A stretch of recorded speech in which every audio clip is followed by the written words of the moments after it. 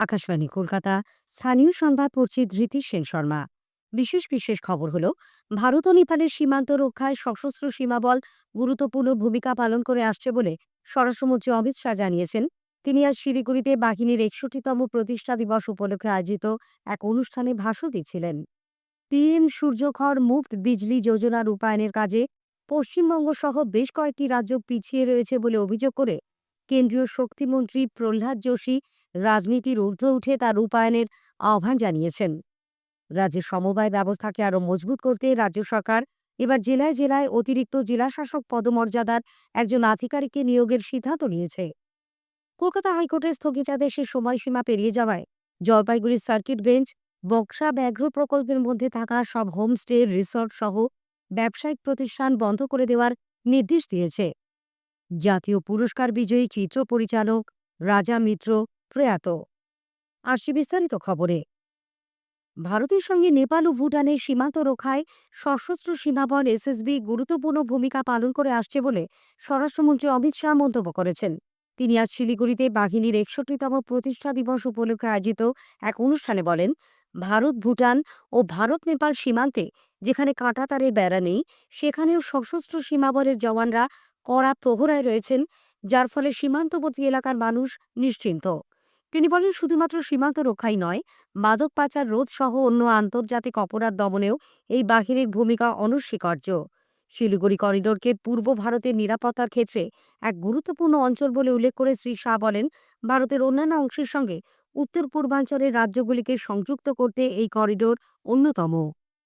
महानंदा और तीस्ता के बीच में सिलीगुड़ी कॉरिडोर पूर्वोत्तर और भारत को जोड़ने वाला एक महत्वपूर्ण रास्ता है। एसएसबी का यहीं पर डेरा जमाना पूरे भारत के लिए आश्वस्त होने के साथ साथ विश्वास का सांस लेने का भी एक बहुत बड़ा कारण बना है। एसएसबी की सतर्कता से ये पूर्वी क्षेत्र में विश्वास का वातावरण हम सृजित करने में सफल हुए हैं। এর আগে শ্রী শাহ রানীডাঙ্গা এসএসবি গ্রাউন্ডে কুচকাওয়াজে অভিবাদন গ্রহণ করেন। শহীদদের প্রতি শ্রদ্ধা জানিয়ে পুষ্পার্ঘ্য নিবেদন করেন তিনি। বাহিনীর মহানির্দেশক অমৃত মোহন প্রসাদ অনুষ্ঠানে এসএসবির দীর্ঘ ৬১ বছরের কার্যক্রম তুলে ধরেন। পাহাড় সমস্যার স্থায়ী সমাধানের লক্ষ্যে আগামী জানুয়ারি মাসের প্রথম সপ্তাহে ত্রিপাক্ষিক বৈঠক হতে চলেছে বলে দার্জিলিংয়ের সাংসদ রাজু বিস্ত জানিয়েছেন। শিলিগুড়িতে আজ সকালে স্বরাষ্ট্রমন্ত্রী অমিত শাহের সঙ্গে এ ব্যাপারে তার কথা হয়েছে বলেও সাংসদ জানান। কেন্দ্র পিএম সূর্যঘর মুফত বিজলি যোজনায় সারা দেশে ১ কোটি ইনস্টলেশনের লক্ষ্যমাত্রা নিয়েছে।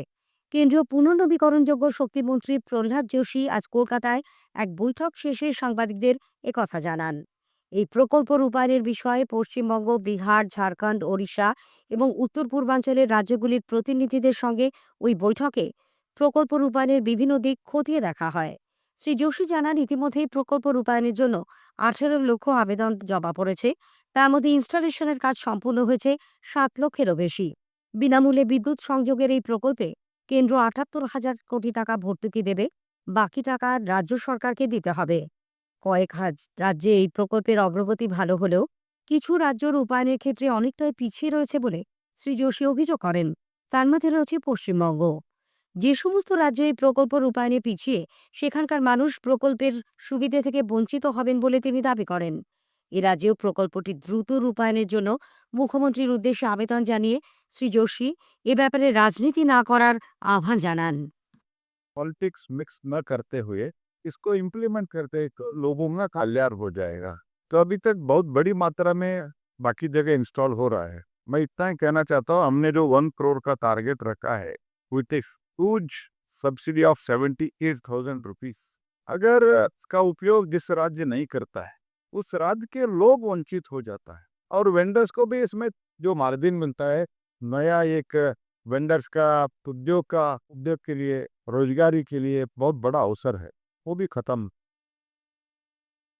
প্রকল্প রূপায়ণে কোনো সমস্যা থাকলে সে বিষয়ে তাকে অথবা তার পুনর্নবীকরণযোগ্য শক্তি মন্ত্রকে সরাসরি জানাতে শ্রী যোশী বৈঠকে উপস্থিত প্রতিনিধিদের উদ্দেশ্যে আবেদন জানান। আম্বেদকরকে নিয়ে সংসদে কেন্দ্রীয় স্বরাষ্ট্রমন্ত্রী অমিত শাহের বক্তব্যের প্রতিবাদে তৃণমূল কংগ্রেস আন্দোলনে নামতে চলেছে। দলনেত্রী মুখ্যমন্ত্রী মমতা ব্যানার্জি আজ ফেসবুক পোস্টে এই ইস্যুতে দলের কর্মসূচির কথা জানিয়ে বলেন, আগামী সোমবার কলকাতা পুরসভার বিভিন্ন ওয়ার্ড এবং রাজ্যের বিভিন্ন ব্লকে দলের তরফে 1 ঘণ্টা প্রতিবাদ মিছিল করা হবে। এদিকে আম্বেদকর ইস্যুতে লোকসভার বিরোধী দলনেতা রাহুল গান্ধী কংগ্রেস সভাপতি মল্লিকার্জুন খার্গেকে সংসদে প্রবেশের মুখে তাদের ওপর বিজেপি সাংসদদের চড়াও হওয়ার অভিযোগে এবং আম্বেদকরের বিরুদ্ধে অবমাননাকর মন্তব্যের প্রতিবাদে প্রদেশ কংগ্রেস আজ কলকাতায় বিক্ষোভ কর্মসূচি পালন করে।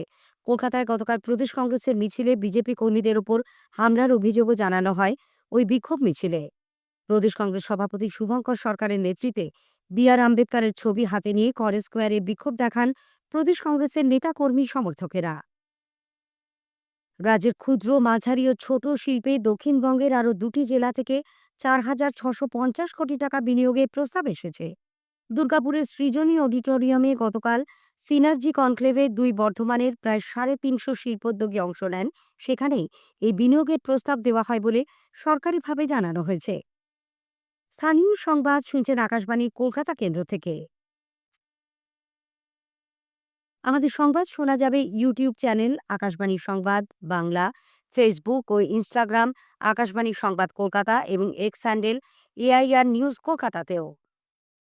এখন বিজ্ঞাপন, পরে রয়েছে বাকি খবর। আলু চাষে সুস্থ সবল গাছ পেতে পাতার যত্ন নিন বায়ারের এন্ট্রাকল দিয়ে। এর আয়নিত জিঙ্ক পাতাকে রাখে সবুজ। প্রথম 5 সপ্তাহ এন্ট্রাকল 2 বার প্রয়োগ করুন, কেননা স্বাস্থ্যকর পাতায় ভালো ফলনের হাতিয়ার। ফিরে এলাম স্থানীয় সংবাদে। রাজ্যের সমবায় ব্যবস্থাকে আরও মজবুত করতে রাজ্য সরকার এবার জেলায় জেলায় অতিরিক্ত জেলাশাসক পদমর্যাদার একজন আধিকারিক নিয়োগ করার সিদ্ধান্ত নিয়েছে। সমবায় দপ্তরের সঙ্গে সমন্বয় রেখে তারা জেলায় জেলায় সারা বছর ধরে সমবায় ব্যবস্থাকে আরও জোরদার করবেন। প্রত্যেক মাসে সংশ্লিষ্ট জেলার সমবায় তাদের মাধ্যমে দেওয়া ঋণ, ঋণের হার বৃদ্ধি, নতুন সদস্য প্রভৃতি বিষয়ে রিপোর্ট তৈরির দায়িত্বও থাকবে ওই আধিকারিকের ওপর। উল্লেখ্য, এতদিন সমবায়ের জন্য কোনো আধিকারিককে নির্দিষ্টভাবে দায়িত্ব দেওয়া হতো না। অনেক জেলাতে নিচুতলার আধিকারিকরা এই কাজ সামলাতেন। এতে সমবায়ের কাজকর্ম পরিচালনার ক্ষেত্রে বেশ কিছু সমস্যা হচ্ছিল বলে প্রশাসনিক সূত্রে জানা গেছে। সেই জন্যই এবার একজন অতিরিক্ত জেলাশাসককে ওই কাজের দায়িত্ব দেওয়ার নির্দেশ দেওয়া হলো। রাজ্য সরকার বাংলার বাড়ি প্রকল্পে উপভোক্তাদের শৌচাগার তৈরির জন্য আলাদা করে টাকা দেবে। এই প্রকল্পে 12 লক্ষ উপভোক্তাকে বাড়ি তৈরির প্রথম কিস্তির 60,000 টাকা করে দেওয়ার কাজ শুরু করা হয়েছে। এদের মধ্যে যাদের উপযুক্ত শৌচাগার নেই তাদের তা তৈরি করে দেওয়ার সিদ্ধান্ত নেওয়া হয়েছে বলে নবান্নে প্রশাসনিক সূত্রে জানা গেছে। এজন্য তাদের 2 কিস্তিতে আরও 12,000 টাকা করে দেওয়া হবে। জাতীয় পরিবেশ আদালতের নির্দেশের ওপর কলকাতা হাইকোর্টের স্থগিতাদেশের সময়সীমা পেরিয়ে যাওয়ায় জলপাইগুড়ি সার্কিট বেঞ্চ উত্তরবঙ্গের আলিপুরদুয়ারের বক্সা ব্যাঘ্র প্রকল্পের মধ্যে থাকা সমস্ত হোমস্টে, রিসর্ট সহ ব্যবসায়িক প্রতিষ্ঠান বন্ধ করে দেওয়ার নির্দেশ দিয়েছে। এরপরই আদালতের নির্দেশ মেনে ব্যাঘ্র প্রকল্পের তরফে সেখানকার সব ব্যবসায়িক প্রতিষ্ঠান বন্ধ করে দেওয়ার নোটিশ জারি করা হয়েছে। উল্লেখ্য, জাতীয় পরিবেশ আদালত 2022 সালে এই নির্দেশ দিলেও কলকাতা হাইকোর্ট গত 30শে নভেম্বর পর্যন্ত সেই নির্দেশের ওপর স্থগিতাদেশ জারি করে। এরপর জলপাইগুড়ি সার্কিট বেঞ্চ গত 4 ডিসেম্বর সেখানকার সব ব্যবসায়িক প্রতিষ্ঠান বন্ধ করে দেওয়ার নির্দেশ দেয়। হাওড়ার আইআইইএসটি শিবপুরের 11তম বার্ষিক সমাবর্তনে আজ 1031 জনকে ডিগ্রি প্রদান করা হয়। এর মধ্যে 649 জনকে স্নাতক, 288 জনকে স্নাতকোত্তর এবং 94 জনকে পিএইচডি ডিগ্রি প্রদান করা হয়েছে বলে জয়েন্ট রেজিস্ট্রার ড নির্মাল্য কুমার ভট্টাচার্য জানিয়েছেন। বিভিন্ন স্তরের শূন্য পদের সহকারী শিক্ষক নিয়োগের জন্য আগামীকাল রাজ্য মাদ্রাসা সার্ভিস ফলাফল প্রকাশ করবে। সন্ধ্যে 6টা থেকে কমিশনের অফিসিয়াল ওয়েবসাইট www.wbmsc.com এ গিয়ে ফলাফল জানা যাবে। জাতীয় পুরস্কার বিজয়ী চিত্র পরিচালক রাজা মিত্র প্রয়াত। বয়স হয়েছিল ৭৯ বছর। গতকাল রাত 2:30 নাগাদ শম্ভুনাথ পণ্ডিত হাসপাতালে তিনি শেষ নিঃশ্বাস ত্যাগ করেন। দীর্ঘদিন তিনি ক্যান্সারে ভুগছিলেন। স্বর্ণকমল ও রজত কমল মিলিয়ে চলচ্চিত্রে 6 বার জাতীয় পুরস্কার পান রাজা মিত্র। 1987 সালে তার নির্মিত প্রথম কাহিনীচিত্র একটি জীবন। পরের বছর 1988-তে তিনি রাষ্ট্রপতি পুরস্কার পান। রাজা মিত্রের প্রয়াণে চলচ্চিত্র জগতে শোকের ছায়া। চিত্র পরিচালক এবং ফিল্ম ডিভিশনের প্রাক্তন অধিকর্তা কেজি দাস স্মৃতিচারণ করতে গিয়ে বলেন, মানব জীবন সম্পর্ক ওর একটা গভীর আগ্রহ বা আকাঙ্ক্ষা ওর মনের ভিতরে কাজ করতো। রাজা ছিলেন ঠিক এই ধরনেরই বন্ধু এবং চিত্র পরিচালক, যে সবসময় চাইতেন ভালো ছবি হোক, সবাই দেখুক, যে ছবি থেকে মানুষ একটা পথ দেখতে পাবে, একটা আলোর দিশানা খুঁজে পাবে। গোয়ার ফাতোদ্রা স্টেডিয়ামে আজ আইএসএল ফুটবলে মোহনবাগান সুপার জায়ান্ট এসসি গোয়ার মুখোমুখি। একটু আগে পাওয়া খবরে জানা গেছে গোয়া ১-০ গোলে এগিয়ে। শেষ করার আগে স্থানীয় সংবাদের বিশেষ কিছু অংশ আরও একবার। ভারত, নেপাল ও ভুটানের সীমান্ত রক্ষায় সশস্ত্র সীমাবল গুরুত্বপূর্ণ ভূমিকা পালন করে আসছে বলে স্বরাষ্ট্রমন্ত্রী অমিত শাহ জানিয়েছেন। পিএম সূর্যকর মুফত বিজলি যোজনা রূপায়ণের কাজে পশ্চিমবঙ্গ সহ বেশ কয়েকটি রাজ্য পিছিয়ে রয়েছে বলে অভিযোগ করে কেন্দ্রীয় পুনর্নবীকরণযোগ্য শক্তিমন্ত্রী প্রহ্লাদ যোশী রাজনীতির ঊর্ধ্বে উঠে তার রূপায়ণের আহ্বান জানিয়েছেন। স্থানীয় সংবাদ শেষ হলো।